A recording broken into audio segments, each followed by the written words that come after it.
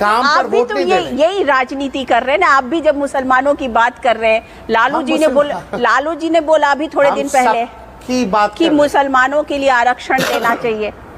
वैसे उन्होंने अब आपको उसको एक्सप्लेन किया, लेकिन बात तो यही कि बात तो निकल गई ना। हम लोगों ने तो सब, तेजस्वी ने नौकरी दिया तो सबको दिया, अगड़ों को भी दिया, पिछड़ों को भी दिया, दलितों को भी दिया, मुसलमानों को भी दिया, आदिवासियों को भी दिया, अति पिछड़ों को भी दिया। हम लोग सबको साथ लेकर के चलने वाले लोग हैं। और जहां तक आरक्षण की बात है, सबसे पहले आरक्षण कर्पूरी ठाकुर जी ने दिया। और समाज में जो पिछड़ापन को देखते हुए, चाहे कोई धर्म में पिछड़ी जातियां थी, उनको आरक्षण मिला है। और आपको बता दें, जब हम लोग जाति आधारित गणना करा रहे थे तो सुप्रीम कोर्ट में सॉलिसिटर जनरल तुषार मेहता क्यों खड़ा किया गया था? एफिडेविट में क्या था, फिर बाद में एफिडेविट बदल दिया गया, अगेंस्ट थे वो। और हम लोगों की आरक्षण की जहाँ तक बात है, तो प्रधानमंत्री को तो ये भी क्रेडिट देना चाहिए कि 75% आरक्षण की सीमा तेजस्वी के सरकार ने, महागठबंधन की सरकार ने किया उन 17 महीनों में, आफ्टर कास्ट बेस्ड सर्वे। उसमें किसका बढ़ा? ईबीसी का बढ़ा, ओबीसी का बढ़ा, एससी का बढ़ा, एसटी का बढ़ा, और ईडब्ल्यूएस 10% एज इट इज रखा गया।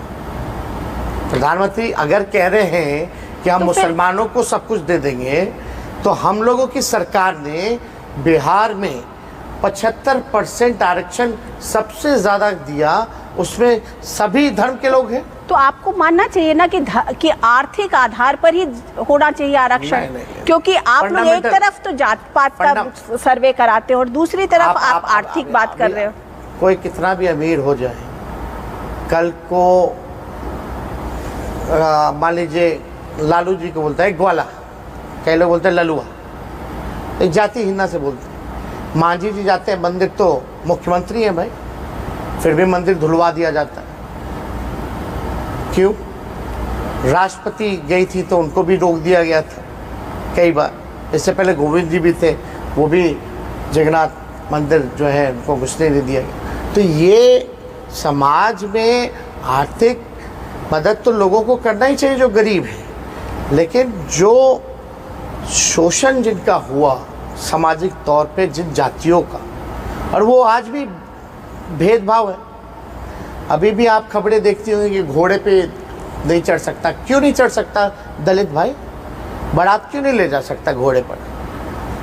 तो ये तो सोच है ना अभी भी। तो सिर्फ आर्थिक तौर पे बाबा साहब अम्बेडकर ने संविधान में आरक्षण नहीं दिया, जो भेदभाव, जो घृणा थी, उस हिसाब से लोगों ने